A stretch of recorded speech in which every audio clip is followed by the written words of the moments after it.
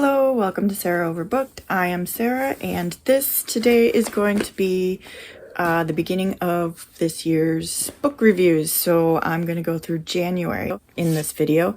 I'll also do a little explaining of why I got so far behind. So January, basically it was New Year's Eve when I decided I needed to move.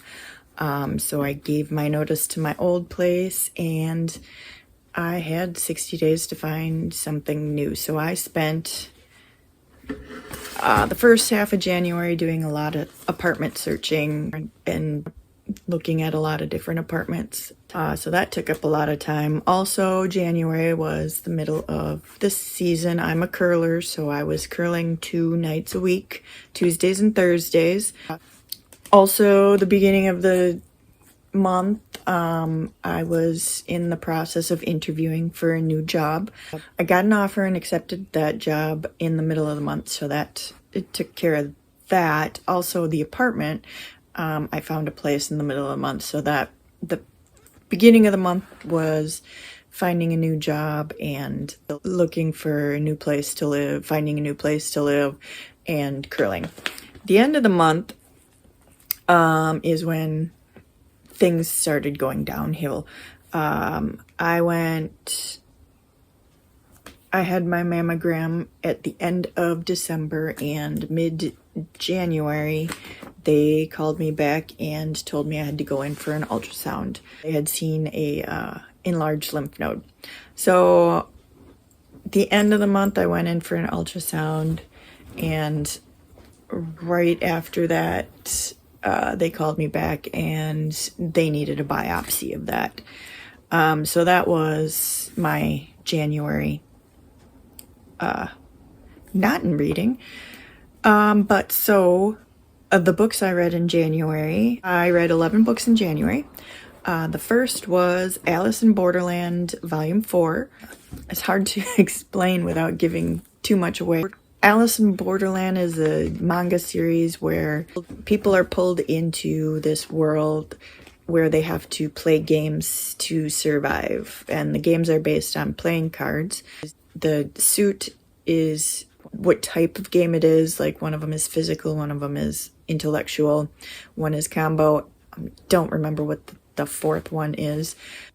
And the number is the difficulty and how many days you get to survive without having to play another game. So if it's the 7 of clubs, you survive the game, you get 7 days on your visa so that you can stay there without playing another game. This volume is the volume where the players had defeated the dealers, and they are now moving on and meeting the royalty, the kings, the queens, and the jacks. The second book I read in January was Sweet Little Lies by Kaz Frazier. It's the Cat Kinsella Book 1. This is a decent enough crime novel. It was Frazier's debut novel also, so there is a possibility of the writing getting better, obviously. But it was nothing really special. There was no big, that big wow you get in some books. This didn't really have it. It was much more of a family drama than a crime procedural. So if you like the family drama type thing, you might want to try this one. It's a blend of a missing person, mistaken identity, family drama, all into one. It's a slow burn. It takes a while to get everything out to you. So basically, didn't have that hook to keep me into it. But it was written well enough that I was interested to keep on reading. The main character and her mentor were well fleshed out, which helped with that, keeping the interest. But the other characters, there were a lot of them, and they came in and out of the story. They were more just like side players that they didn't really get a backstory for. Again, it was okay. I don't regret reading it, but I'm not gonna go and search out any more of the series. So the next book I read in January was Mongrels by Stephen Graham Jones. I gave so many of Stephen Graham Jones' books 5 stars that I've decided I needed to read his backlog. And this one so far is my least liked of his books. Don't get me wrong, that doesn't mean it was bad. Just didn't grab me like the others did. This is his story on how werewolves would live in our society. It is definitely an interesting take on werewolves. I haven't read anything or consumed anything with this type of take on the werewolf, but I also haven't consumed a lot of werewolf content either.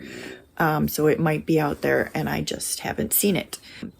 It's kind of a coming of age story because we're following the youngest in the family. He lives with his aunt and his uncle because they're the only ones left alive, and they have to travel a lot. They're nomadic because as soon as somebody gets an idea of what they are, they have to leave the area. So we are basically following the family through the eyes of the young boy as he navigates through his life before his first transformation. The book goes back and forth between the present and the past, and that might have been part of the reason why it took me out of the story a bit. It just kind of jumped back and forth. There was some jumping, and it didn't seem quite linear or connected.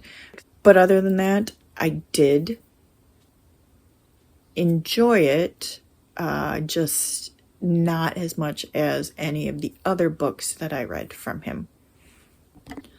So then I read Philip K. Dick's The Man in the High Castle. This was a reread for me. I read it way back when I think I was in high school, maybe beginning of college, and I really, really enjoyed this book. I kept this book and moved it with me throughout my life because I liked it so much. But on this reread, I could not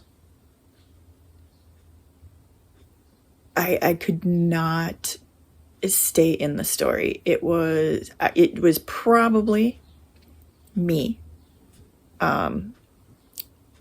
with the issues I was dealing with, and this is more of a it being an older book and Philip K. Dick. You have to be in the right mindset for it, and I don't think I was, so I will be giving this one another chance and rereading it again. But this is a book, it's based in 1962, where the Allies lost the World War. So Germany and Japan are the main powers in the world. Since I didn't actually take in really anything in this read, I don't really have anything to say about it other than I will be giving it another try. And then I read Memento, the prequel or 0.5 of the Illuminae files. Normally I just skip all the 0.5s in series, but since I gave 5 stars to all the others, and I needed a prequel for reading challenge, I decided to go with this one. This is, obviously, if you haven't read the Illuminae files and have no plans to read it, you're not going to read this. But this is the beginning of Aiden's story. If you haven't read it, you don't know who that is. If you have, obviously you do know. This was, I believe it was under 100 pages, so there's not much I can say about it other than it explains a little bit more of what happened and why Aiden did what Aiden did in the story. And then I read another reread, one that I had read way back when, probably in 2000 or 2001, and really liked and brought with me and moved with me all these years. This one was The Brethren by John Grisham. This one is about a bunch of judges who are in prison for different things. They decide to run scams. If you can't tell, I didn't like this one. I found it boring.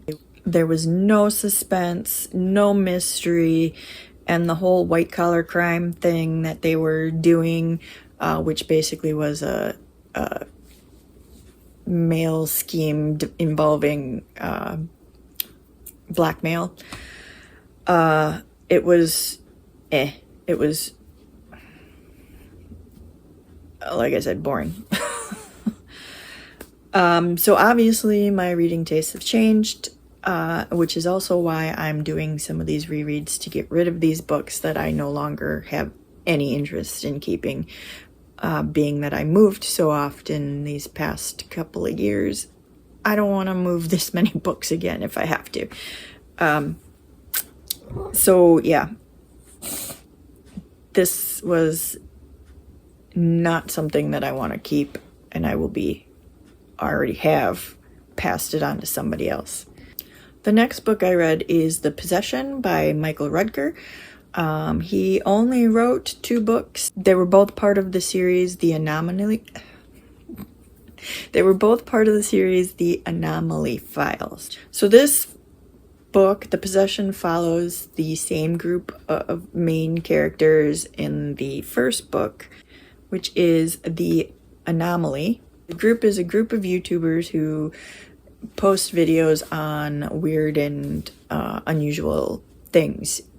So this time they are going to a small village in California that has walls, just random old ancient stone walls throughout the city and surrounding area.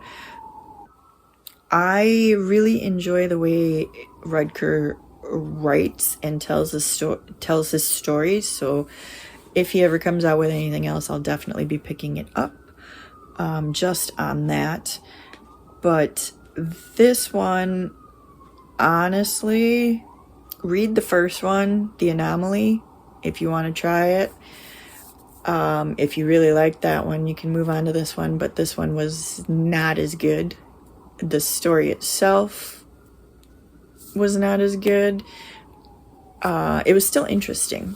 So the group goes to this small town in California, and as they are wrapping up their... I'm gonna wait because I think that siren is probably too loud. In this book, the group goes to the small town in California, and as they're wrapping up their shoot for the mysterious walls, a girl goes missing. And on the day that the night before they're planning on leaving, she is found. And as soon as she's found, weird things start happening in the town, but the citizens are like, it's just another Tuesday, I don't know what you're talking about. So they decide to stay a little longer just to kind of see what's going on. Rudker tried to tie the occurrence of the missing child to one of the characters to make it more believable of why they're staying because of the missing kid. But that whole part of it kind of fell flat. But I do understand why he did that, to make it more believable of why they were kind of dragging their feet and staying longer than they needed to until the weirdness started. I do recommend the first book, The Anomaly. That was a good one. This one, only if you really like The Anomaly. And then the other 4 books that I read in the month were only audiobooks that I listened to while driving. Audiobooks and me don't get along. I just can't pay attention. Hours will go by and I'll have an audiobook on and then be like, am I listening to something? I don't really take in audiobooks. But if I liked it as an audiobook, I'll probably like it as, I'll most likely really enjoy it as a regular book. So if I do like an audiobook, that's a sign for me to just pick it up and read it. The ones that I read that way was The Taking of Jake Livingston, which I did enjoy. The Stalking of Jack the Ripper, which I did not like.